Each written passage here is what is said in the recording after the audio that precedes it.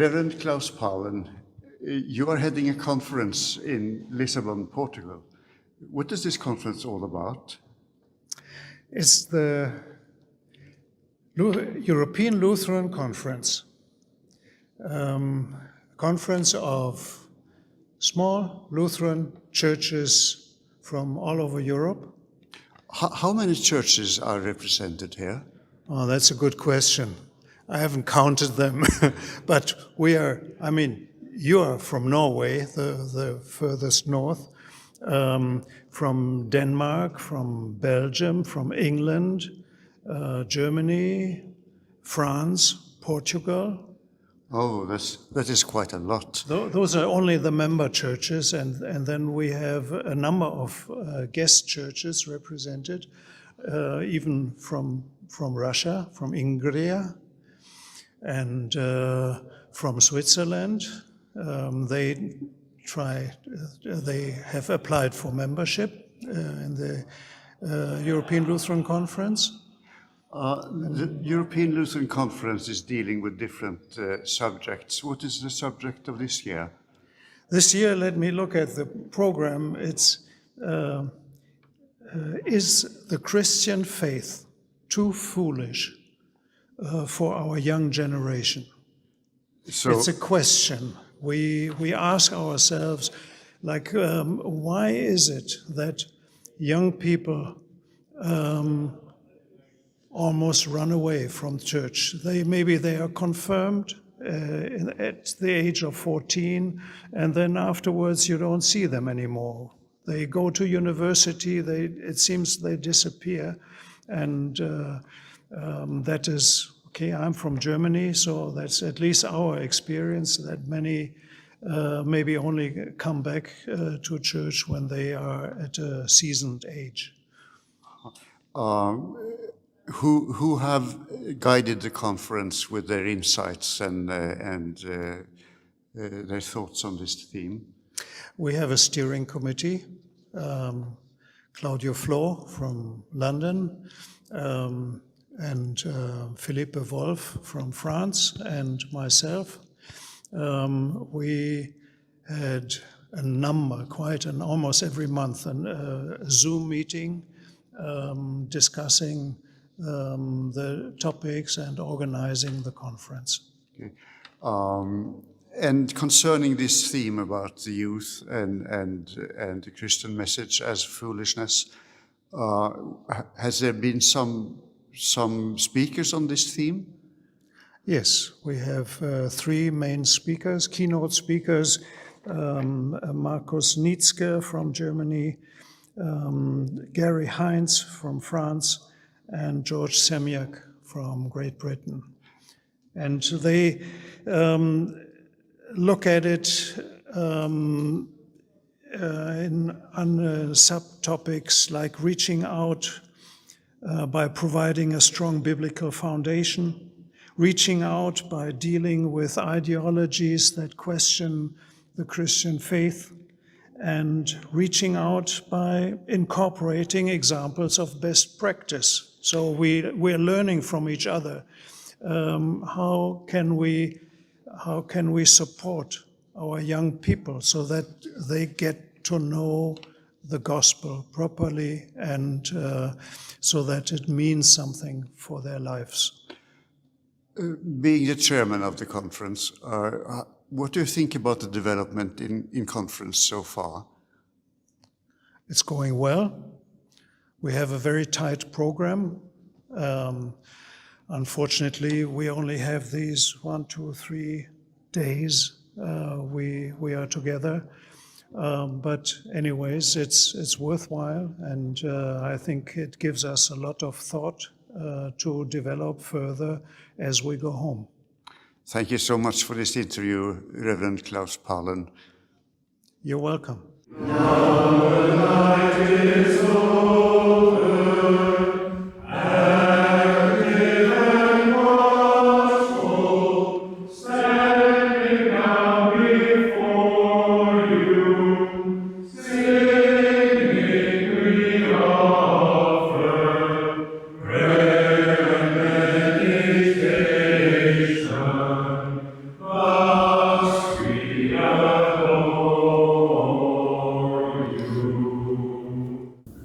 For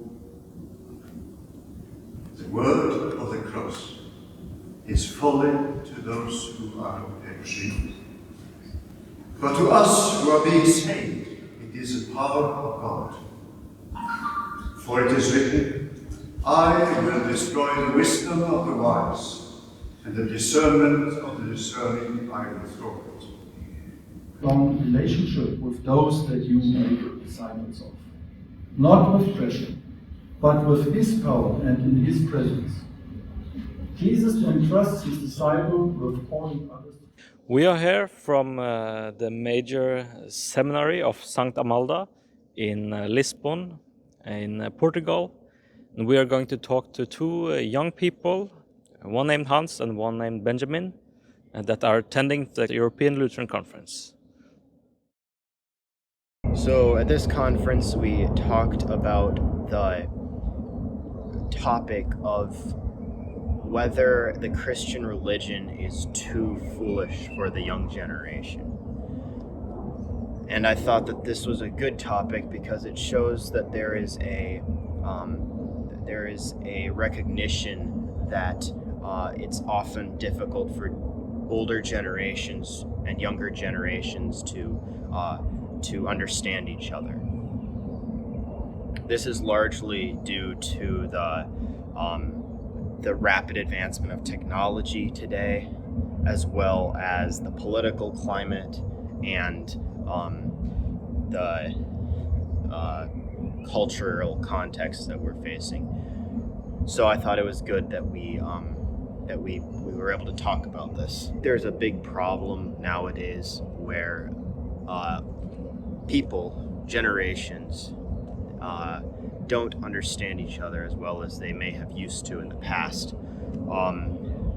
There's a bigger divide between generations, and I think people are noticing that more. So I think it's a good topic for this conference. The reason for this divide is probably largely due to the rapid advancement in technology, the political climate of today, and the cultural issues that we're facing. I thought the format of this conference was good. I enjoyed the fact that there was so much discussion, and I liked that of the 3 lectures, each one was very unique, even though they were all addressing the same issue. So I really enjoyed that aspect of the conference.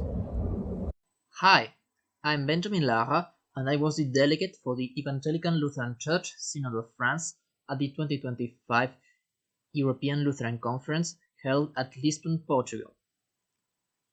For me, it was important to assist to this conference because I wanted to know how the Church reacted to the challenges posed by the youth's apparent disinterest for the matters of faith, and to offer a young perspective to complement what was said at the conference if needed, and to answer any questions that my brothers and sisters from the older generations could have regarding mine. To me, it is reassuring that the Church hasn't forgotten the youth, and that it doesn't consider us as too far gone, but rather worth fighting for. Among the points raised by the contributors, I find those most useful were the emphasis on listening more to the questions raised by the youth, the insistence on adapting to context, and on intellectually engaging with the ideologies that my generation adheres to.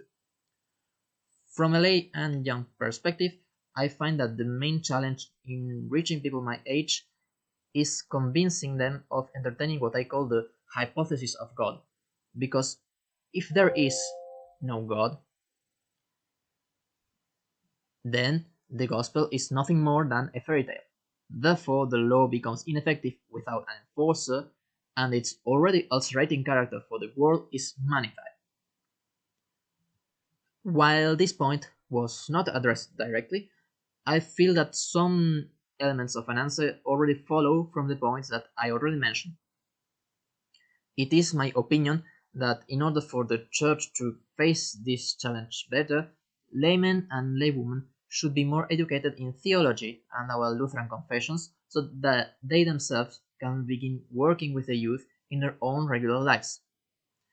I feel that although our conference may seem like a little contribution to the larger problem of the de-Christianization of our continent, it raised several interesting points that should be shared with the laity in our churches so that we can better face the challenges of our age. Was ist now, and now.